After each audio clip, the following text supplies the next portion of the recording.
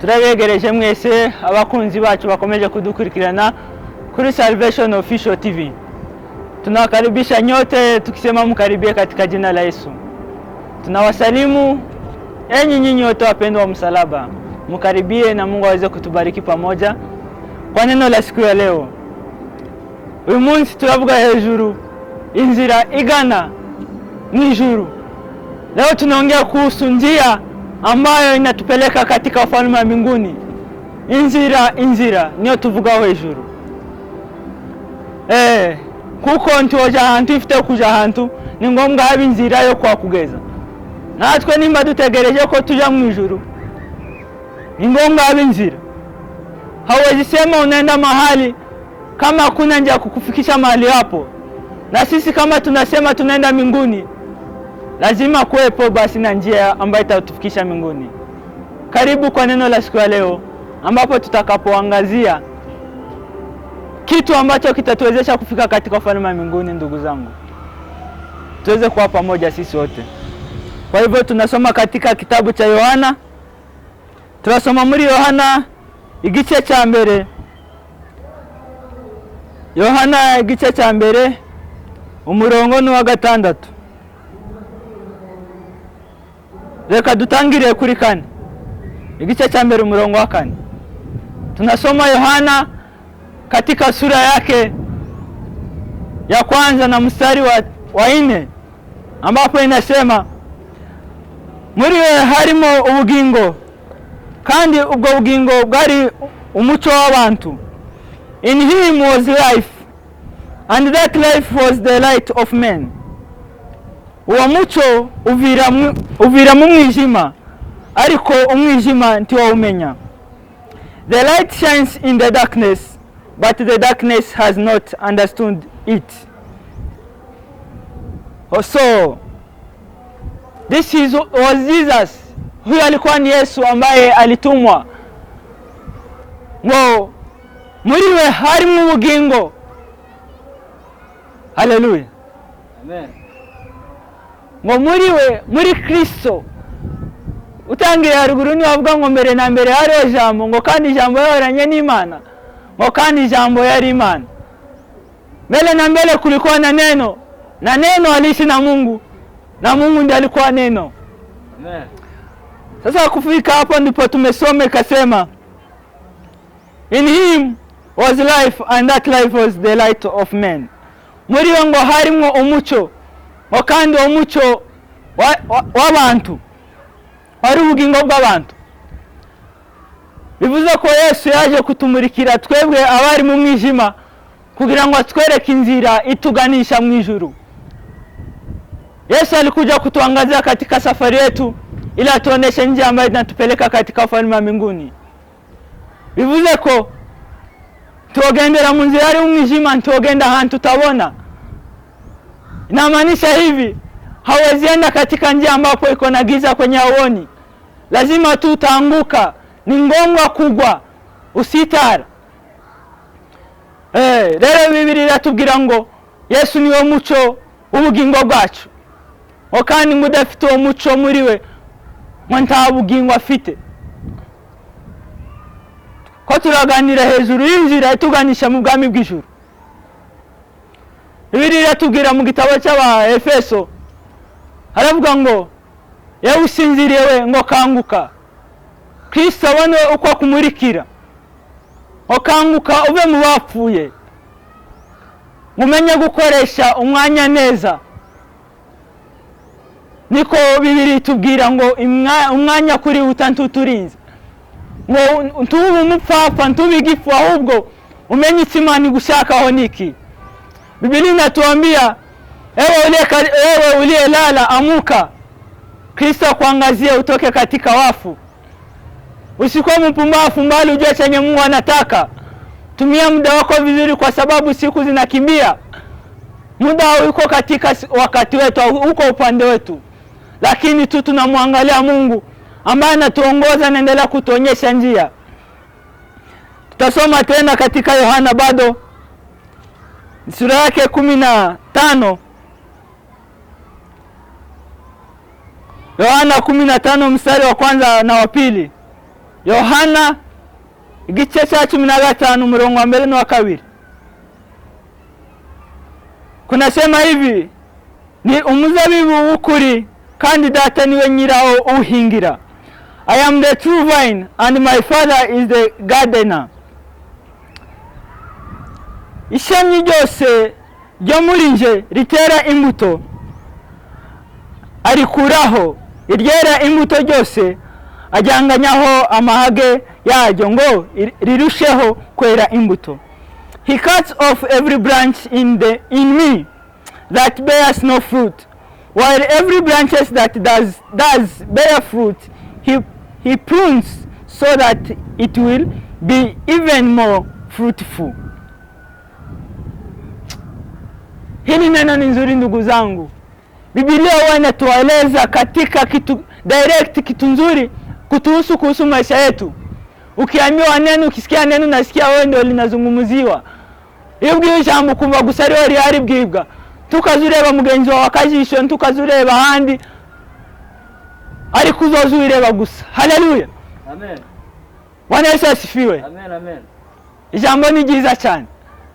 Ijambo rizari dufasha nje ndarikunda. Iyo nisomye nza nyumva ibyishimo muri njewe. Neno wali natusaidia nikilisoma nasikia furaha nyingi. Na kwa sababu natumia lugha mbili ni ili na ndugu zangu ambao hawezi kuelewa hii lugha yangu na wao waweze kuelewa chenye naongea kuhusu, ili sisi wote tuweze kushirikiana katika safari ya kwenda mbinguni. Tunaambiwa ni heri kuona ndugu katika safari ya kwenda mbinguni. Bwana Yesu asifiwe. Amen. Kwa hiyo tena tunaendelea. Kwa kuwa Yesu amesema mimi ndio mzabibu wa kweli na Baba ndio mwenye huyo mzabibu. Nije mzabibu ukuri ngo kandi data niwe nyirawo. Bivuze iki? Bivuze ko turi amashami kuri Yesu. Yesu niwe mzabibu natwe tukaba amashami kuri we. Which means that Jesus yeye ndio branch, yeye ndio tawi na sisi ndio matawi mengine yako hapo kando ambayo yanazaa matunda. Basi neno lake limetuambia kuwa yoyote ambaye hazai matunda na mkata na kata hiyo tawi ambalo alizaa matunda, ili matunda mengine, matawi yenye yanazaa matunda endelee kuzaa matunda mengi zaidi. Basi na sisi kama Wakristo lazima tuzae matunda. Ni ngombwa ngo tuzae twere imbuto. Iyo tuteze imbuto Yesu adushakuriwe akaduta natwe akaduta mu muriro kuko nta kamaro tuba dufite. Igiti cyose ngo kitera imbuto kiracibwa kigatabwa mu muriro, ariko ngo ucere imbuto barakibagarira bakagishiriraho imborea kugira ngo gikomeze gukura. Mtu yoyote ambao uzae matunda unakatwa na kutupwa motoni, lakini mwenye unazaa matunda unapaliliwa vizuri, unamwangiliwa maji, unanyunyiziwa maji ili iendelee kuzaa matunda zaidi. Basi neno la Mungu ndilo linatunyunyizia maji kama Wakristo, ndilo linatupa nguvu. Tunaambiwa kwa Yesu, mnyunyizi wangu ninyunyizie maji wakati wa ukame, hauachi ninyauke mimi. Amen. Amen. Hauachi ninyauke. Mungu ko ngigiti ngo giteye hafi y'umugezi, ngo amababi yaco ngo atuma no mu gihe ciki nticume hari wakazuba kenshi. Nukubera ko giteye hafi y'umugezi, natwe impamvu tutuma tutagwa kubera ibibazo duhura nabyo, nukubera Yesu ari udufasha mu rugendo rwacu. Nukubera tugendana nawe, nukubera ariwe mazi yacu atumara inyota, watembesha ngo amazi mukidatuwe. Amen. Amen. Mu butayu hakanyura amazi, mu bibazo urimo Yesu akagusubiriza muri cya kibazo ukabona imbaraga. Bakristo b'Imana, mwizere ijambo ry'Imana, mwizere ijambo ry'Imana. Yesu niwe shami nyaryo. Aravuga ngo sinkibita abagaragu, ahubwo ngo mbise inshuti. Nkuko umugaragu ngo atazi ibyo sebuja akora. Amen. Amen. Mbise inshuti ntimukiri abagaragu. Twarahinduwe tuba inshuti za Yesu, ariko birenze n'ibyo. Yesu ni garafurere wacu, Yesu ni mukuru wacu, Yesu ndiyo mkubwa wetu, Yesu ni ndugu yetu. Akasema bado siwaiti wafanyakazi bali nawaita marafiki zangu, kwa sababu mfanyakazi hajui chenye bosi wake anafanya. Haleluya. Amen. Rero bavandimwe, tumenye aho tuja naho tugenda. Satani karatwiruka inyuma, natwe turi kumutuma. Nurangara umuntu akagutererera akantu dufaranga ukatubona, ukabona ibirangaza abakobwa aho ngaho, ukabona inzoga, ukabona ukabesha, uzobuguye tayari, uzobuguye. Uzomera nk'umusinzi n'uzutera intambwe zibiri imbere agatera zitanu inyuma. Taho yayaja kugira ngo agere aho yayaja bikamutwara imyaka ni iminsi n'amasaha. Ariko twebwe nk'abasirikare ba Kristo bambaye neza, duhagaze twemye neza ku rugamba, tuzi ko tuwatugwanya nta bubasha dufiteho. Mungu alisema, aravuga ngo mumugwanye ngo nawe azobahunga, ngo nimunyegera ngo nanjye nzobegera we. Haleluya, amen. Bwana Yesu apewe sifa, amen. Mukinikaribia na yeye atawakimbia.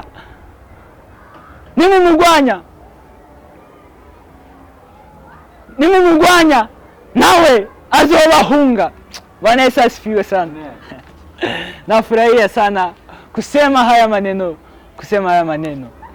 Kwa hiyo basi, ndugu zangu, nawaomba kama tunapotembea katika tukienda mbinguni, tuangalie tu njia ni Yesu. Acha tusome mahali pa mwisho alafu tutamatishe.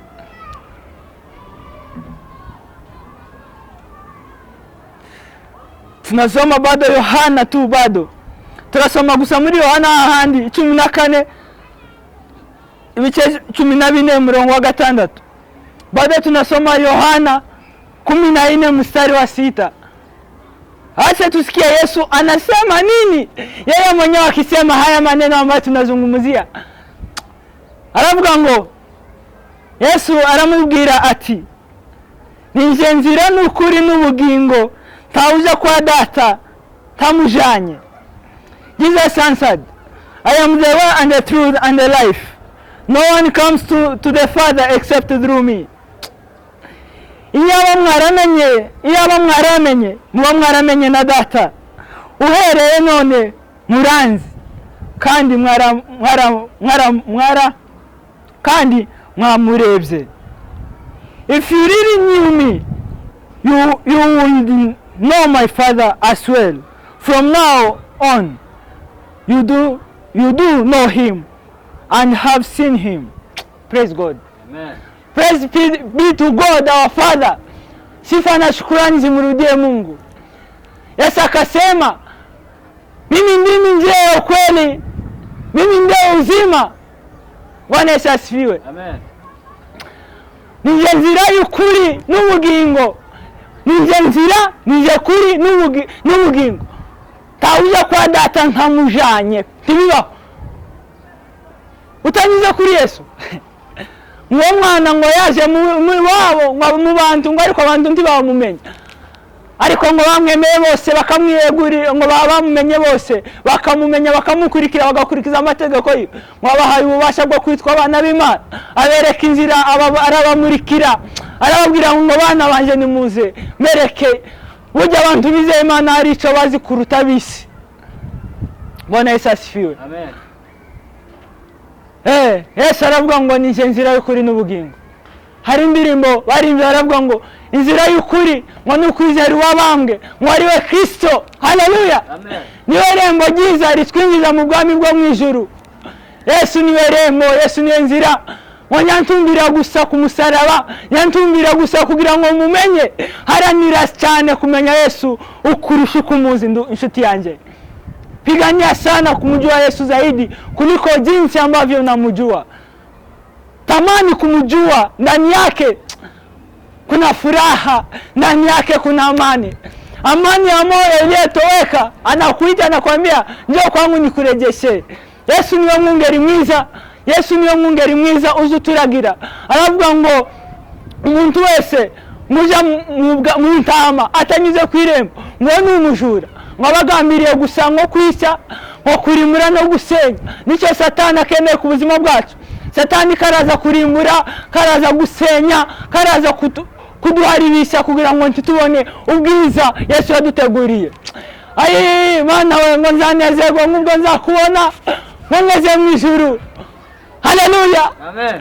ngo ningera mu ijuru ngo nzamurebesha amaso yanjye mwirebere nje nyine ngo mbone na za nkovu zo mu biganza byiwe. Haleluya, amen. Nshuti zanjye ndanezerewe cyane, ndanezerewe. Nitugere mu ijuru ubwo azatwiyegereza ababwira ngo murakaze bavandimwe, murakaze mwa nshuti mwe. Hari yaduhanagura amarira, yaturyamisha mu gituza cye akatubwira ngo nimutuze nta mahoro. Ayi bizoba bihebuje. Hari indirimbo twaririmbye no munsi mu gitondo kuko uyu munsi ari ni turarimba turavuga ngo tuzasanga mu twari zadutanze ngo Abrahamu na Enoki na Isaka ngo Eliya n'abandi zirantwari zose tuzi zo muri Irani n'izitanditswe tuzi gusa ba Mariyamu bande n'abandi bose tubasanga baturindiriye. Haleluya, amen. Bwana Yesu apewe sifa, amen, amen. Abo bose baraturindiriye. Ese ni kubera iki bagiye? Kubera iki baturindiriye? Nuko bizeye bamenye inzira bagomba gucamo, babonye umucyo bamurikira mu bugingo bwabo. Waliona nuru ambayo itaweza kuwamurikia katika safari yao ambayo inawapeleka mbinguni. Changi naomba ndugu zangu, tuamuke, tutoke katika wafu. Yesu aravuga ngo ndore ndaza vuba nzanye ingororano kugira ngo ngorerere umuntu wese ngo bikwiriye ibyo yakoze. Naja upesi kumzawadi mtu kulingana na yale ametenda. Naja Yesu yuaja upesi. Haleluya, amen. Yuaja Bwana yuaja ile kuzawadi kila mtu kulingana na matendo yake, kulingana na vile amefanya. Tumpe Bwana utukufu. Haleluya, amen. Haleluya, amen. Nimefurahia sana, nimefurahia neno la Mungu kwa tunafanya kwa roho. Nilikuwa nimesema nitazungumza maneno machache, lakini ninasikia tu yanazidi kukuja. Kwa dakika kidogo tu tukitamatisha na tuombe dakika 2-3 tukiwaombea nyote ili neno la Mungu liweze kuingia katika roho yenu na liweze kuwabadilisha. Bwana Yesu asifiwe, amen. Kwa hiyo ndugu zangu, nawaomba tumfahamu Yesu zaidi, nimjue Yesu, nijue pendo lake na wokovu wake kamili. Zaidi nimjue Yesu, nimfahamu Yesu, nijue pendo lake kuu, nimfahamu zaidi. Bwana Yesu ni nguvu yetu. Sijui kuimba, lakini kwa wimbo tu mutasikia tu, msisikie sauti yangu bali msikie maneno yeye nimenena. Katika hayo machache namshukuru Mungu kwa kunitumia mimi, kwa kuona mimi niwe kifaa ambacho kinastahili kufikisha ujumbe kwenu. Ndugu zangu, wacha tuombe tukitamatisha. Baba, katika jina lako wewe uliye mbinguni, wewe ndio Baba mwaminifu siku zote maisha yetu. Tunakabidhi mikononi mwako ili chochote utakachotaka kwenye maisha yetu kitendeke Baba. Tumejua kuwa wewe ndio njia, wewe ndio ukweli na wewe ndio uzima. Hakuna anayeenda kwa Baba pasipo kupitia wewe, lakini bali Baba Yesu Kristo, tunaomba utupe kuzaa matunda, utupe kuzaa matunda mazuri, utupe uongozi wa Roho Mtakatifu. Sisi ambao tumelala tuamuke, tutoke katika wafu, mali Baba tumwangaza wako onekane katika maisha yako. Uratugira ngondore mpagaze kurugi umuntu wese nguzokingura ngo nzinzira mumaze ngo nawe dusangire ngo nawasangire nawe Mwami. Tunaomba Baba, roho zako, nguvu zako unabisha, tunakufungulia kwenye mioyo yetu, kuja utawale maisha yetu tunayakupea, ili uzidi kutuongoza, ili uzidi Baba kuimarisha, kukuza kipaji chetu.